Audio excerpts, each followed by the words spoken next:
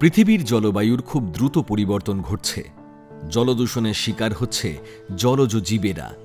বাতাসে মাত্রা ছাড়াচ্ছে বিষাক্ত সব গ্যাস। আকাশও যেন তেমন নির্মল নেই। দূষণের চাদরে ঢেকে গেছে তার মুখ।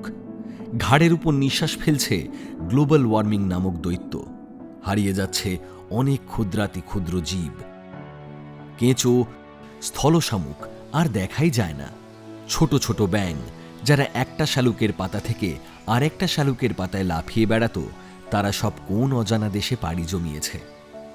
মানুষের ঘরে ঘরে রোগ বালাই যেন বেড়েই চলেছে। আর এই সব বিপদ আমরা নিজেরাই ডেকে এনেছি।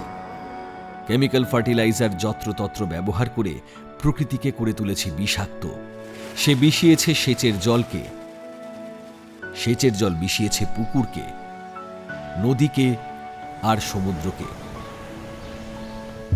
জলে অক্সিজেনের মাত্রা কমে যাচ্ছে, জলজ জীবেরা মারা যাচ্ছে, ফলে বাস্তুতন্ত্রের ভারসাম্য বিঘ্নিত হচ্ছে। কেমিক্যাল পেস্টিসাইড ব্যবহারের ফলে কেমিক্যাল বার্নের শিকার হচ্ছে কচি উদ্ভিদেরা। মাটি হারাচ্ছে তার বিভিন্ন উপকারী ব্যাকটেরিয়া ও ক্ষুদ্রাতি ক্ষুদ্র জীবেদের। ফলে মাটির উর্বরতা হ্রাস পাচ্ছে, ফলনও আশানুরূপ হচ্ছে না। অন্যদিকে কেমিক্যাল পেস্টিসাইডের বিষ বাতাসে মিশে বাতাসকে করে তুলছে বিষাক্ত। ফলস্বরূপ মানুষ আক্রান্ত হচ্ছে বিভিন্ন রকম ফুসফুসের রোগে। আর আমরা কেমিক্যাল পেস্টিসাইডের ব্যবহারে উৎপন্ন ফসল খাদ্য হিসেবে গ্রহণ করে প্রকারান্তরে বিষকেই ভক্ষণ করছি। ফল যা হবার তাই হচ্ছে।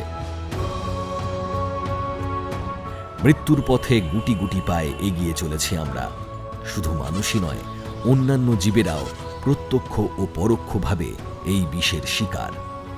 এই দারুণ সংকট থেকে আমরা কিন্তু এক্ষুনি বেরিয়ে আসতে পারি।